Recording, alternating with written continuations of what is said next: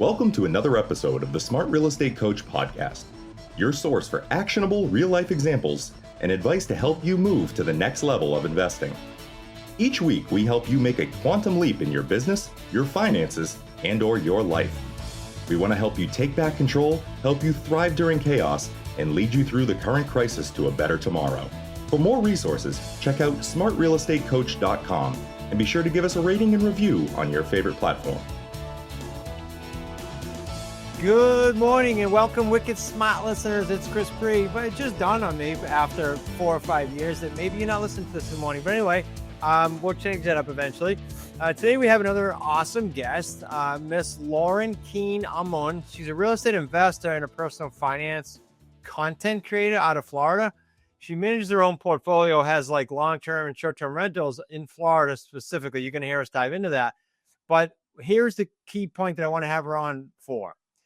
She, by doing her real estate activities, which so many of you want to do, you want to escape your job. By doing her activities, she was able to leave her corporate sales job 2 years ago at age 33, just a youngin'. Lauren and her husband love boating in Florida, playing tennis, drinking red wine. Cool. And spending some time with family. With that as a backdrop, Lauren, welcome to the show. Okay, Lauren, with that as a little bit of a backdrop, welcome to the show. Thanks for having me, Chris. As I said in the intro, one of the main things, I want to dive into a bunch of stuff, but one of the main things is I want you to chat a little bit about your experience of leaving corporate America because, man, I've been screaming about this for over a decade, right? We've been helping people do that in our community, but I rack my brain why it's so hard for people to do. So give them some background, what you were doing, and then your mindset as to that whole transition, then we can kind of peel it back. Sure. So starting out, I've really been into personal finance since I was a kid, really interested in money.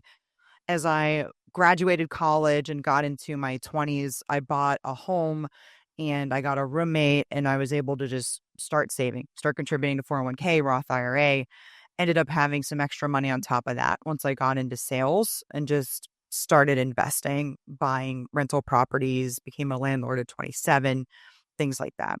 And so I think what's really important for people to understand is you can't wait until you dislike your job or your boss or your career and then start setting the foundation to get out. You can do that, but what was cool was I started doing that before I disliked any or all of those things. And so that by the time the first company I worked for, they never really joined the 21st century. We sold training and it was all in-person training. And so you can imagine when COVID hit, really horrible times for that business. That business ended up selling. The company I went to, which sold custom training, the CEO did some shady stuff and their line of credit got non-renewed. And so that business didn't do well. And then I ended up working for this firm that was owned by private equity, which was honestly okay, but I just never really felt the cultural fit. But by the time those things happened, I already had such a foundation where we were house hacking, meaning we lived in a home that through rental income paid for itself. We had stocks, we had other, short-term rentals and long-term rentals, and my income was no longer necessary by the time I was in kind of a tough situation as far as my career. Yeah, so a few things came up there. So I've been telling people, you said don't wait. I've been screaming to people, look, your job is your risk. Don't wait. And I got a call about a month ago. I won't use his name, but he'll listen to the podcast. And he said, 4,000 people got laid off. You were right. You've been saying this. So now, luckily, he's in good shape like you were, and we're okay. But I'm screaming to all of you wicked smart listeners because I couldn't agree more with Lauren on that one point. Lauren, how did you when you said you bought your first rental, became a landlord, way back then, how did you buy? Did you buy conventional? Did you put some money down because you had it saved? Talk about that. Yeah, so my first home I bought when I was 6 months out of college. I graduated college in 2012. And so, talking about it today, it's like super obvious. Like, oh, obviously you would have bought a house then. Everything was half price or whatever. But at the time, we didn't know that was the case. I don't think, especially young listeners, I don't know that they understand how much fear there was that your home could go down in value and you could lose it if you lost your job, sort of. Like this was happening left, right, and center. during the financial crisis, and we didn't know it was over. It turns out 2012 was pretty much the bottom. I think things started turning around maybe around 2013.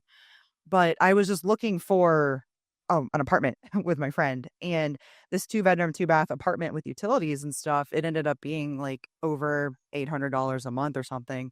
And my mom, who bought her first home at 22 and her second home rental property at 24, was like, "Hey, like, what if you bought a house?" And I was like, "That sounds certifiably insane. I am 22 years old.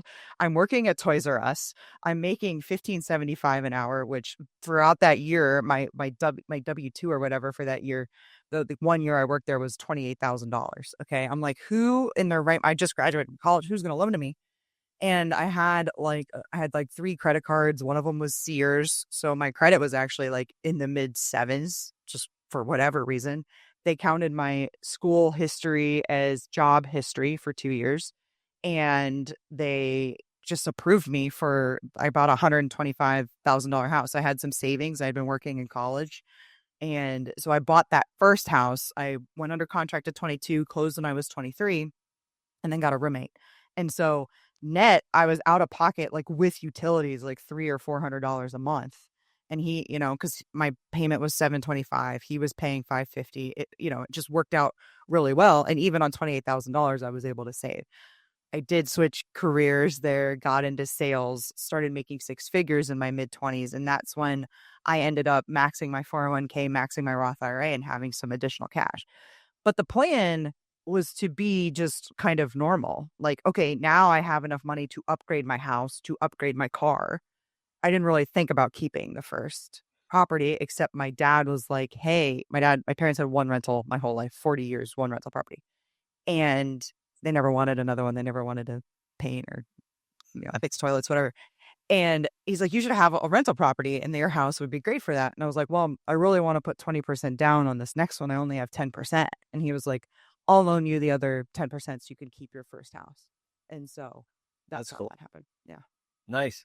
So, okay. So now fast forward, then we'll go back and fill some things back. Fast forward. What does it look like schedule wise and portfolio wise today? Like, and how do you buy? Yeah. Yeah. So when me and my husband and I, we got married in 2019. So I already had the 2 homes when we got married. And that's when things really took off. I was very like independent. I made good money and I was like, I can do this all myself. But I will say, like, adding a partner to that really was incredible. He's very handy, and having the extra income to help with things was awesome too. So we started buying short-term rentals. We got burned during COVID with a squatter that we couldn't evict and things like that in a long-term rental. And that really drove us to short-term rentals because there's no tenant laws for those. And so right now we have a 6-unit apartment building, which is 5 short-term rentals and 1 long-term rental. We have a duplex, which is 2 long-term rentals. And we have, you could call it a triplex. It's a house with 2 ADUs, and the house is a long-term rental. The ADUs are short-term rentals. And then our primary residence, of course. So that comes out to 1, 2, 3, 4, 5, 6, 7 STRs and 4 LTRs right now. And this is a side note. My husband, during all of this time, was also building an engineering firm, which he sold early this year.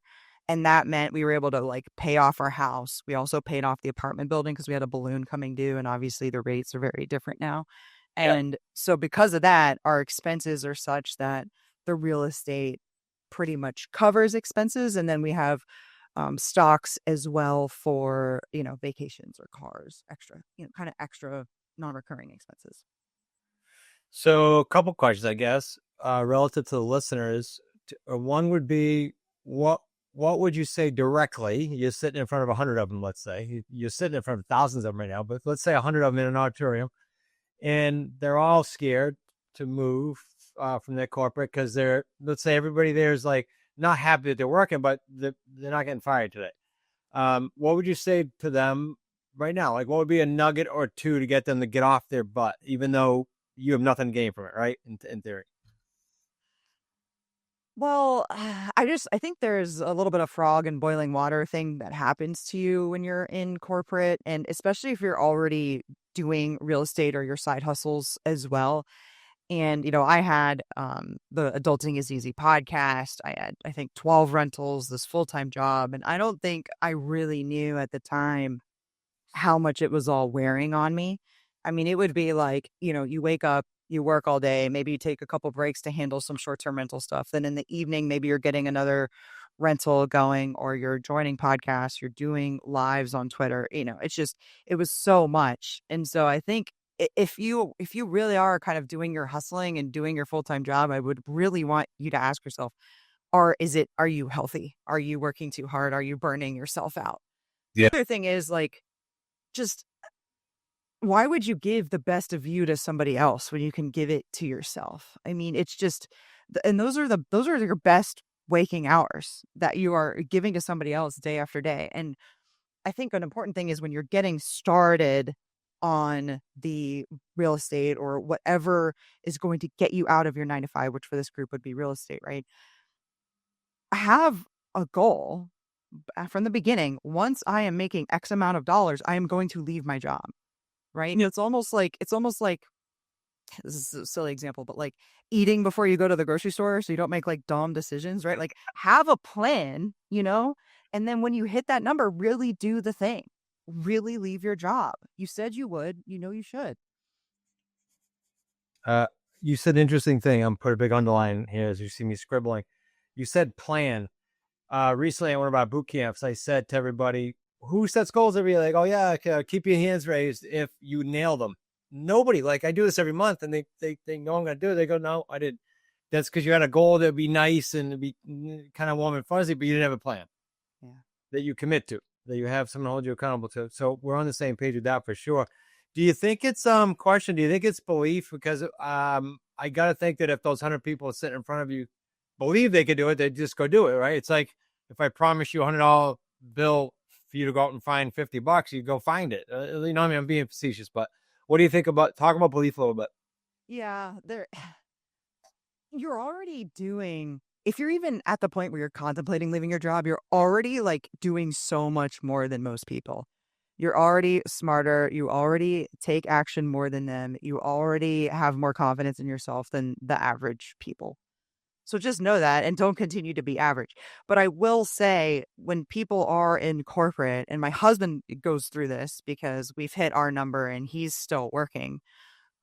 It's just so easy to be like, one more week, one more month, one more month, one more month. But I mean, he has a date in mind. And we just have to be like, it's going to be okay. You are also going to launch, because he sold his company and this was the goal, so it'll work after you sell a company. But okay, who wants to be the next apprentice? Pretty interesting, guys. We started this apprentice program back as a July 4th, 2024 promo. That's where it started. And it was so incredibly effective. We were just going to run it for the summer. It was so effective immediately. We kept it. It's in place now. And what is it? It allows you to get into the community, the Wicked Smart community, for less dollars than the QLS home study course sells for right now on our site. In fact, when you go to smartrealestatecoach.com/apprentice-pod, apprentice-pod, when you go there, you're going to see that as an apprentice, you're going to get over $13,000 worth of coaching, the possibility for you to touch base with us if you want to 4 or 5 times a week, and it doesn't exist anywhere out there, frankly. That's why we did it. We did it for 2 reasons. One, no one is giving you the support out there. We keep hearing feedback, which is how this was born, that other educators are not giving support. They're just selling stuff. So it doesn't exist anywhere, and nowhere in the real estate education or coaching space. And we want to help you do one thing: deals. So we've wrapped the support mechanism around this. We've allowed you to get into a Slack community with the other associates who previously were protected in Slack, and now you get to jump in there and experience that for 12 weeks. You also get to come to the In the Trenches boot camp, which is private. It's a chance to hang out with the family team and one of the coaches for 2.25 days in our conference room, roll up our sleeves, get calls done, get deals done. If you come with leads, you leave with deals. Absolutely incredible. I could go on and on. Go to the website right now. Check out more information about the apprentice, and I'm going to give you the In the Trenches bootcamp site, because you don't have to become an apprentice. It just happens to be free with apprentice and associate. So 2 links I'm going to give you, super important. smartrealestatecoach.com/ITTB apprentice-pod. That's going to give you some information about the boot camp. If you want to buy a ticket to the boot camp, it's more expensive, but you can just to come check us out. About 1 or 2 people every time we run it do just that. Or become an apprentice, and it's for free. smartrealestatecoach.com/apprentice-pod. Well, you just made me think of something else. If you're a Wicked Smart listener and you're out there now and you're a high income earner, we had, because you made me think of when you said another week, another month, another quarter. We have Judy in Maine who about 6 months ago now left her job, over $300,000 a year with all the benefits you could imagine for 27 years. So she talked about for year after year after year with us. I think 6 months ago would have marked like her 3rd year with us, and she finally left. And she calls me on a regular basis to tell me how ecstatic she is with that move and why didn't I do it earlier? Like, to your point, all your points, life clicks by, have a plan, et cetera, et cetera. So yeah, awesome stuff. I'm going to totally change topics because you said something. I looked at my notes. You said there's no tenant laws, and that was one of your reasons for your shift. Can you just, because a lot of people listening have no idea, and you breezed over that. Can you just address that? Because that's a biggie. Sure. So in Florida, at least where I'm based in the Tampa Bay area, we have, if somebody is staying over 28 days or a full month, and so if you gave somebody like March 1st, March 31st or whatever, or even like February, it's 28 days or whatever, then they are considered a tenant. And then you can be in a situation where if a guest, like an Airbnb guest, overstays beyond that, you can have to do an eviction. Now, it sort of depends county to county. I had a weird situation with a guest in Pasco County. And even though they were under the 30 days, I was asking the person, like, so what, just out of curiosity, what if she had been here 30 days? They're like, well, we probably still would make her leave. I'm like, oh, okay. But just to be safe, Yeah. that's why when there's, when you sign like a lease with a tenant, they're generally, for insurance purposes here in Florida, and insurance is kind of a nightmare right now. They normally make you sign an annual lease, and then maybe you go month to month after that, or you do annual, ongoing annual leases after that. And in landlord tenant laws, there are protections in place, and that, like, for a good reason. I mean, you don't want to be paying your rent or whatever, and then your landlord just be able to come in there with a gun, tell you to leave, and change the locks. To some extent, we obviously have to protect tenants. But during COVID, the whole thing was, there was a moratorium on evictions, whether people were paying or not. And my situation was, it wasn't even the tenant. The tenant had moved someone in. They had a domestic dispute. She got him arrested, and then she was in our place. So we didn't even have a lease with her. But no lawyer would take it on because of the moratorium on evictions, even though it was like an unlawful detainer or something. Wouldn't have actually been an eviction, but nobody would do it. And so for those reasons, if ever a guest, a short-term guest, like somebody that's in an Airbnb or VRBO, one of our short-term rentals, even if they say they're going to be there 4 days and they're there day 5, the cops can come with you and remove them with you, versus having to go to court, get the eviction order, get the date set with the sheriff, and get them a storage unit for all their crap they leave behind and all of those things. Yeah. Okay. I'm glad you shared that nugget. Thank you. Talk about, Lauren, the other thing I get in the community is that whole balance thing. Well, I hate to use the word balance because there's ebbs and flows, but you're running life. Let me put it that way. You and your husband. Do you have kids? We don't. Okay. So the two of you, though, are juggling not two things. I'm going to talk about your podcast in a minute. You're juggling a bunch.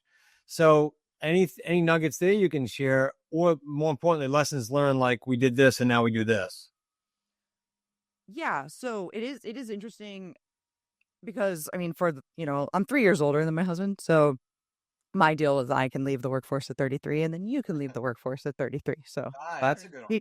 He just turned 33 now. So, but so for many years, at least like 5 hardcore years where we were really adding to the portfolio, really doing renovations, but also working our full-time jobs.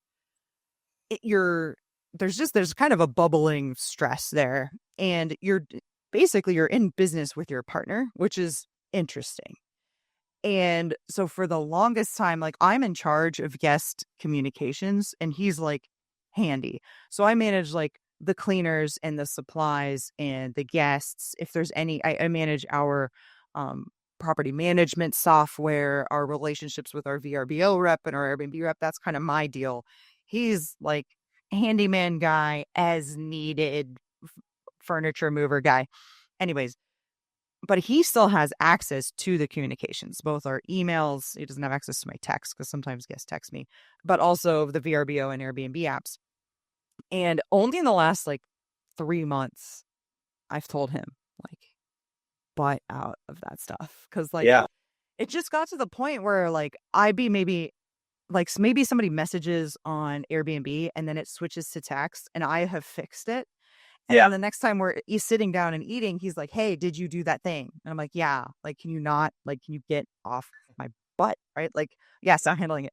And just like every point that we would have throughout the day, he'd be asking me about something that a guest is doing. And I just finally was like, stop it.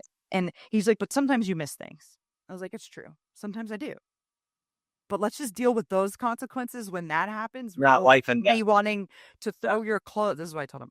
I want to throw your clothes out the back window and set them on fire every time. Like, I'm like so mad at you.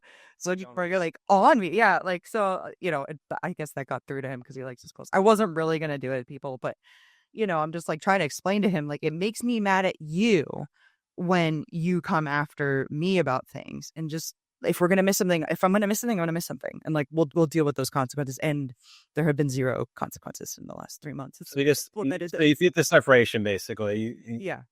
Yeah.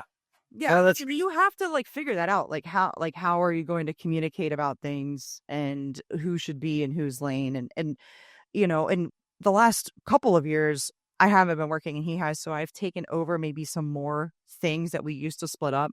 But if he ever leaves his job, I think we'll probably go back to a little more 50-50 and him be more involved in some things. But like just it is when you're in a romantic relationship and you make that partnership and you make that also a business partnership, it's tricky, but communication is key and you just have to figure out your cadence for things. 100%. You're running a side business. It's your relationship business. Lauren, I'll date myself, but so I can't agree more because I've been married. I got married before you were born. So we just hit our 39th year and it's constant. It's as recent as, last week. Hey, could you not bring it up at 9:00 at night? I'm kind of shut down. Yeah. So yeah, it's constant. I agree. Can you talk about the Florida market a little bit? Cause we keep saying Florida, but let me give it some preface. I have a student in, I have several, but we have one student in Florida that's like literally we buy things on terms without banks, as you probably know. And I said to him, Jeff, you gotta be careful, but you can pick almost anything. You just gotta be careful what you're picking now on terms. But if you have a long enough term, you're okay. What is your take on the Florida market in general? Well, in general, the biggest threat to Florida is climate change, and namely these bigger, more frequent hurricanes that we are having. Yep. And it's not just that your property could get destroyed by a hurricane, but it's insurance and the ever changing situation with insurance. And at first we thought premiums are just going to go up, right? And you're like, that's probably the only thing that could happen. But then you're in a situation where premiums are going up, but also insurers are leaving the market. Yeah. And so you're left with only a couple of options.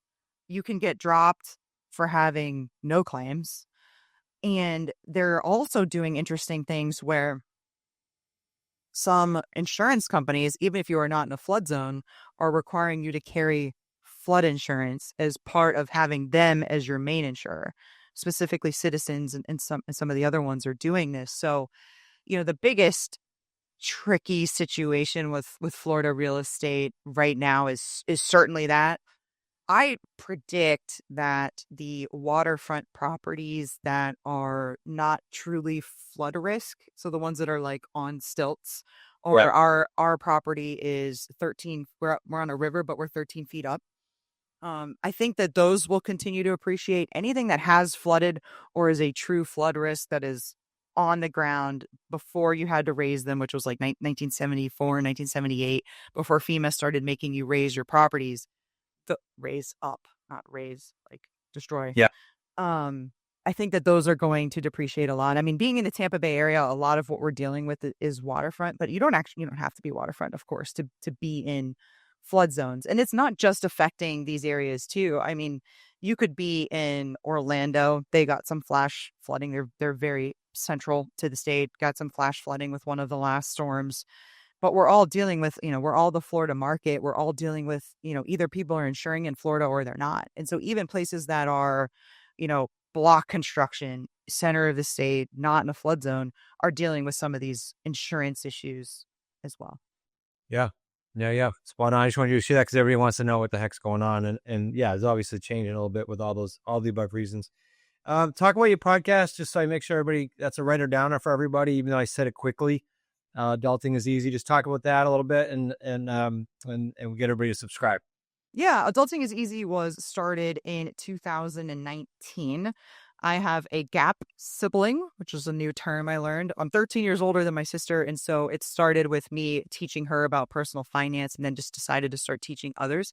So that's the Adulting is Easy podcast, over 200 episodes on there. Chris was one of my guests as well. I should have known which one off the top of my head. Since 200, I would say. So thank you for that.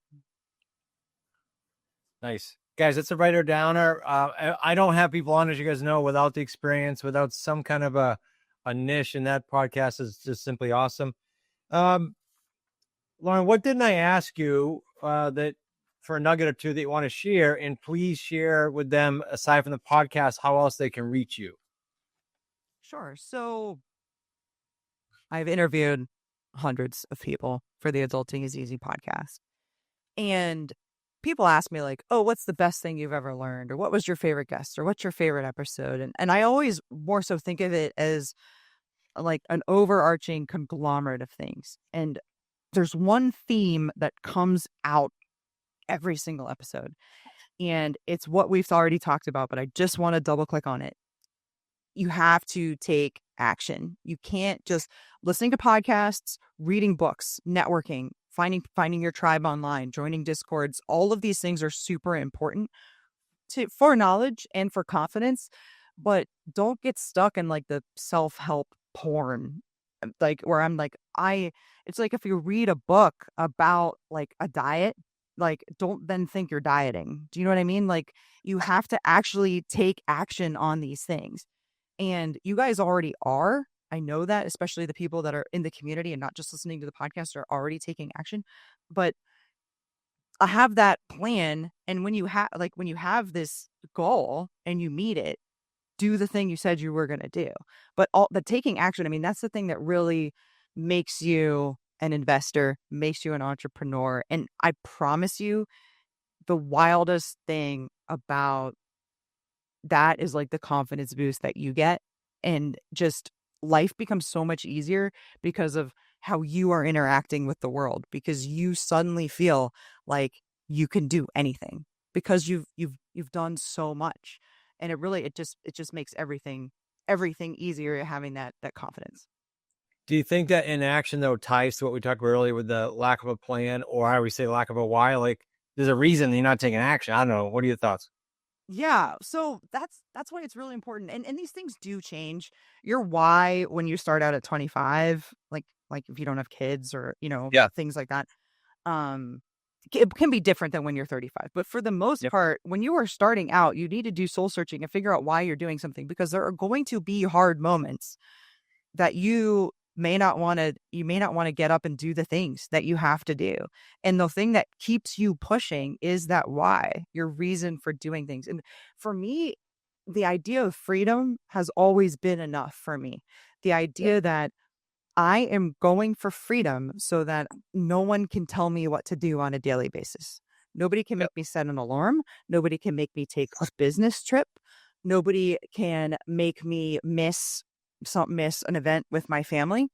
One of my grandmas is still around. My parents are retired. I don't want somebody to say, no, you can't go to lunch with your grandma today because I need you to do this presentation. That was always enough for me. That may not be enough for you. You may need, I want to retire my spouse. I want to put my kids through college. I want to help my parents retire because they helped me so much. I mean, whatever it is, but that why needs to be strong, and you need to really understand it. Love it. Love it. Lauren, as you see, I went over what I normally do, but I mean, I could keep gabbing with you. So we'll do an encore time where you can come back and we'll dig deeper into all this life stuff. let them know how to reach you, because we didn't do that besides the podcast. Yeah, the best place is Twitter for me, honestly. It's at Adulting is Easy. Awesome. Simple, short and sweet. Lauren, thanks again. Great to see you. Hope to see you at one of our upcoming events. We'll talk about that offline.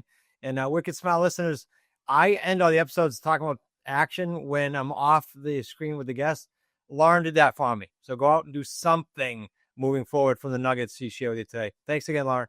Thanks, sis. Okay, guys, that wraps up another Wicked Smart Masters class with Lauren. Do me a favor, guys. Share the episode with someone that you think it can help in any shape, form, or fashion. And be sure to rate and review the show. It really does help us a lot, and we appreciate it. We're sitting here at year end, and I want to encourage you to make sure, if you're not already subscribed to our YouTube channel, that you get subscribed ASAP. And I'll tell you what. We're at a point right now where I hope you have your year-end plan done and your year-end numbers and metrics done, rather, for whatever business you're in the real estate world, and that you're set up with a nice plan, goals, sort of some dreams you have to accomplish in 2026. And if that's not the case, please reach out to us, get with an advisor, get with me, get with someone on one of our calls even, and make sure that we help you get that in place for 2026. Because with clarity can come exponential growth. Without it, it's confusing. And without it, you're going to confuse everyone you're talking to because you're not clear. I want to help you do that. We don't have any events left in 2025 except for one virtual event that's going to be taking place in the month of December, so next month. So less than a month away on December 11th from 2 o'clock to 5 o'clock Eastern Standard Time. It will literally be the last event of the year, and it's virtual. So there's absolutely no reason for you not to get there. Please go ahead and email support@smartrealestatecoach.com to find out more about that. And if you want to register directly, you're all set with the date. You can block off some time to make 2026 your best year ever. Go to smartrealestatecoach.com/3paydays podcast. That's smartrealestatecoach.com/3paydays podcast. Make it a great week. We'll see you on next week's episode. You know, guys, for years, I've been at the business now 34, but for years, we had some rent collection things in place. We had bookkeepers in place. We had marketing to go to all these different websites. Now, we simply go to prosperity.io. It was built with us and you in mind. You can market your first property if you're brand new. You can scale if you're already in the business, but you can market your properties across 50 plus platforms in one click for way less than hiring a pro. You can easily collect rent online, so it's like a escrow service for you. You can track payments. You can get monthly reports so you know how your investments are doing, or if it's your first investment. And no tech headaches, no guesswork, just smart tools to help you grow with confidence. Get started now at prosperity.io because every portfolio starts with a powerful first step. All right. Thanks for tuning in to the Smart Real Estate Coach podcast. If you got value from today's episode, guys, be sure to subscribe so you never miss a future episode. It literally takes one nugget to access some of the things we're doing. And when you're talking the size rather of the paydays, it's an opportunity cost that you can't let go. So don't miss an episode. And for goodness sake, share it with someone who needs to hear it. If you're ready to find your best path for getting started on your real estate investing journey in general, head over to smartrealestatecoach.com/get started. We're going to help you take the guesswork out of your next steps. See you in the next episode.